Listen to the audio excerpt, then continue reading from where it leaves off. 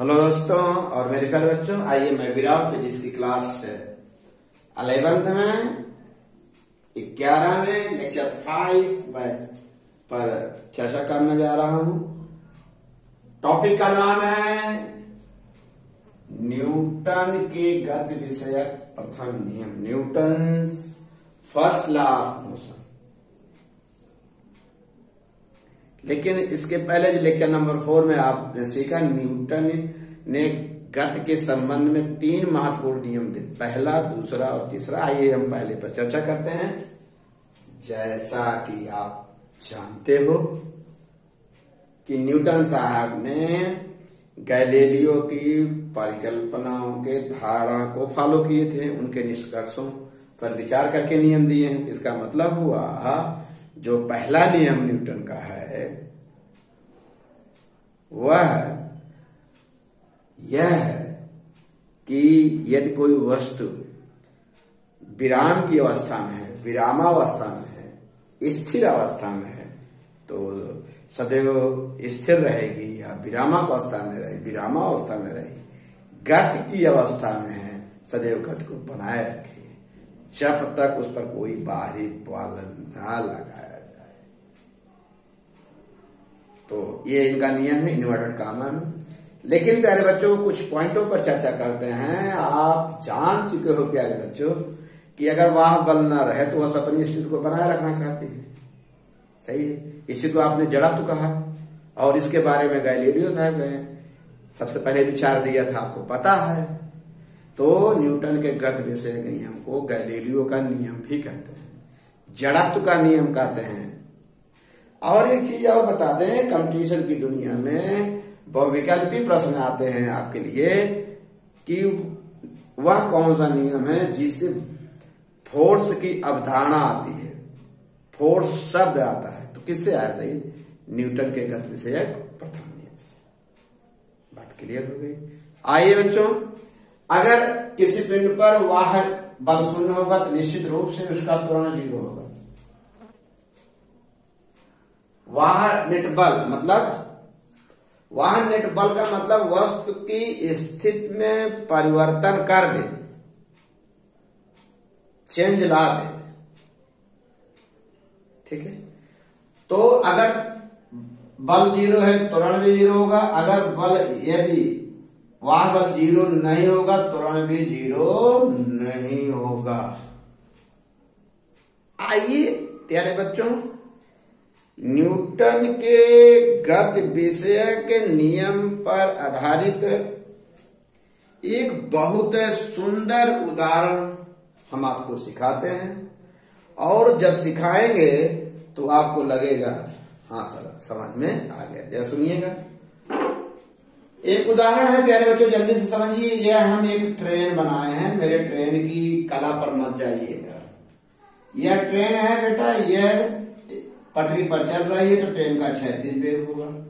इस ट्रेन पर आप जैसे कोई स्टूडेंट बैठा है ना, तो और ट्रेन एक समान क्षैतिज वेग से चल रही है। क्षैतिज वेग, हॉरिजॉन्टल वेलोसिटी, क्यों?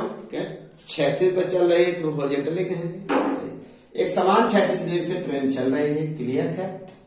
अच्छी बात। यह जो बालक है इस ट्रेन पर बैठा है, उसके हाथ में आईपीएल की गेंद है, पा गया है और वह उछाल देता गेंद को। गेंद को उछाला है, जब गेंद को एक समान वेग से, एक समान चलती हुई ट्रेन को उछालेगा, कहां? वर्टिकली, माने ऊर्ध्वाधर। जब उछालेगा तो जब गेंद यहाँ ऊर्ध्व में रहेगी, गेंद भी इसके साथ चलेगी, माने गेंद का क्षैतिज वेग और ट्रेन का क्षैतिज वेग एक समान होगा। क्योंकि गेंद को कैसे उछाल रहे? वर्टिकली उछाल रहे हो। तो अब ट्रेने में है, अगर ट्रेन एक समान वेग से चल रही है, क्षैतिज वेग से, उसके साथ गेंद भी चलेगी। अर्थात गेंद का क्षैतिज वेग और ट्रेन का क्षैतिज वेग क्या होगा? बराबर होगा। ऐसी दशा में ट्रेन द्वारा चली गई दूरी जितने समय में गेंद ऊपर से नीचे आएगी, गेंद को आने में जो समय होगा और ट्रेन द्वारा क्षैतिज चली गई दूरी, क्या होगी? न कम होगी न ज्यादा होगी, दोनों, अर्थात दोनों क्या होंगे? सेम होंगे। अर्थात गेंद जो होगी उस बच्चे के हाथ में गिरेगी जहां उसे उछाला है। क्यों?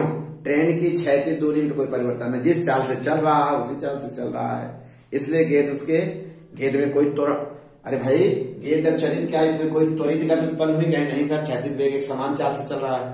त्वरित गति होता, त्वरण होता तब तो गेंद आगे पीछे जाती ना भाई, जिस वेग से ट्रेन चले उसी वेग से भी चल रहा है। समझ में आ गया?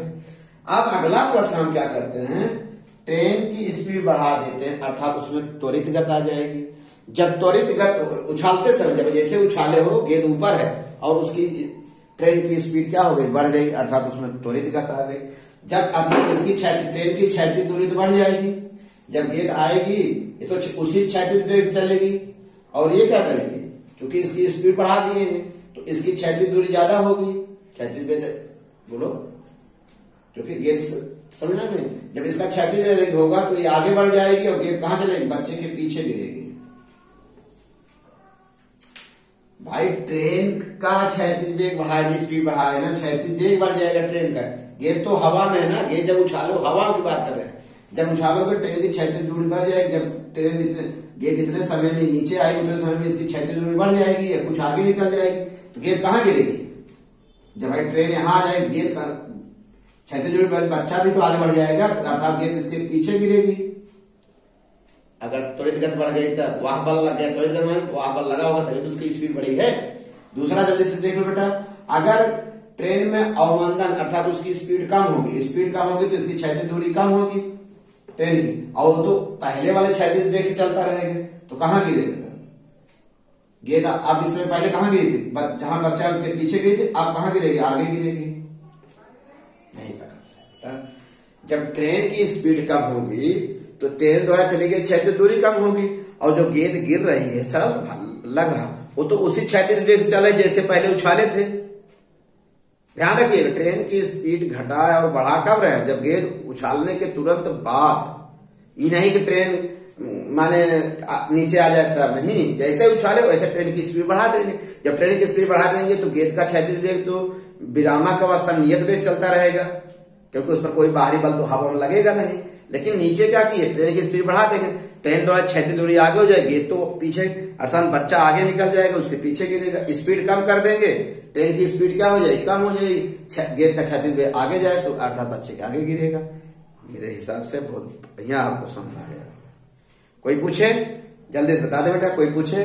चलती है ट्रेन, कोई बच्चा है, गेंद को उछालता है, गेंद की स्थिति क्या होगी? आगे गिरेगा, पीछे? तो आपको पूछना पड़ेगा ट्रेन क्या एक समान चाल से चल रही है? तो कहेंगे हाँ, तो उसके हाथ में गिरेगी। फिर पूछना पड़ेगा गेंद उछालते समय क्या ट्रेन की स्पीड बढ़ गई? वो कहेंगे हाँ, तो कहेंगे तो गेंद स्पीड बढ़ जाएगी, ट्रेन तो आगे निकल जाएगी, गेंद बच्चे के पीछे गिरेगी। फिर पूछेंगे, फिर आप पूछिए कि जो गेंद बच्चा उछाला क्या ट्रेन की स्पीड या बस की स्पीड जो भी हो तो उसकी स्पीड क्या है? तो कहेंगे सर उछालते ही उसकी स्पीड कम हो गई। जब स्पीड कम होगी ट्रेन की क्षैतिज वेग कम होगा, उसके द्वारा चली गई दूरी कम होगी, गेंद तो उसी स्पीड से चलेगी जिस क्षैतिज वेग से आप उछाले थे, तो कहां जाएगी? आगे गिरेगी। ट्रेन की स्पीड कम होगी, गेंद आगे गिरेगी, ट्रेन की स्पीड ज्यादा होगी और दोनों गेंद और दोनों ट्रेन एक समान चाल से देगी, दोनों गेंद वहीं गिरेगी। अब तो क्लियर हो गया? यस बेटा, वेरी गुड। आइए इसी नियम पर आधारित एक और बहुत ही इंटरेस्टिंग अच्छा बहुत उदाहरण आपको मिलेंगे। भाई जब जड़त्व का नियम है तो जितने भी जड़त्व के तीनों नियमों के उदाहरण आपको बहुत मिलेंगे, लेकिन जो हम बताए हैं कि थोड़ा से ये आपको नया एग्जाम्पल लगा होगा। आइए दूसरा एग्जाम्पल है, जैसे मान लीजिए माने पृथ्वी से बहुत अधिक दूर माने आकाश में जहां ये कोई माने जहाज है बहुत दूर, जिसके आसपास कोई अन्य ग्रह गुरुत्वाकर्षण बल शून्य है, और जहाज क्या हो जाए? एनसीईआरटी में है बेटा, इसको समझिएगा। अब वहां से एनसीईआरटी में है बेटा, इसको समझिए, समझा रहा। जैसे ही साहब वो फट जाता है, कोई चीज अगर फेंकते हैं तो क्या होगा? जब जैसे ही वो जहाज से बाहर निकलेगा तो बताइए क्या उस त्वरित गति त्वरण होगा कि नहीं होगा? तो आप कहेंगे त्वरण 0 होगा। जैसे निकलेगा उसके आसपास कोई पिंड भी नहीं है जो गुरुत्वाकर्षण बल लगाएंगे। भाई त्वरण के लिए तो बल चाहिए। अगर त्वरण जीरो है तो इसका माने उस पर नेट बल जीरो है। नेट बल कहां से आएगा? जैसे जहाज विस्फोट हो गई, टूटी फूटी, किसी तरह से आप जहाज से बाहर आ गए, जहाज से बाहर जिस चाहे त्वरण आपका जितना हो, लेकिन जैसे ट्रेन से बाहर माने ट्रेन का उस जहाज से बाहर निकलोगे तो नेट बल जीरो हो जाएगा, त्वरण भी जीरो हो जाएगा। कैसे? क्योंकि जैसे ही निकलेंगे, जिस त्वरण से निकलेंगे तो उसके आसपास कोई पिंड भी नहीं है, कोई अन्य ग्रह भी नहीं है जो आपकी गुरुत्वाकर्षण बल लाए। यहाँ गुरुत्वाकर्षण बल को नगण्य माना जाएगा। तो उस समय आपका क्या होगा?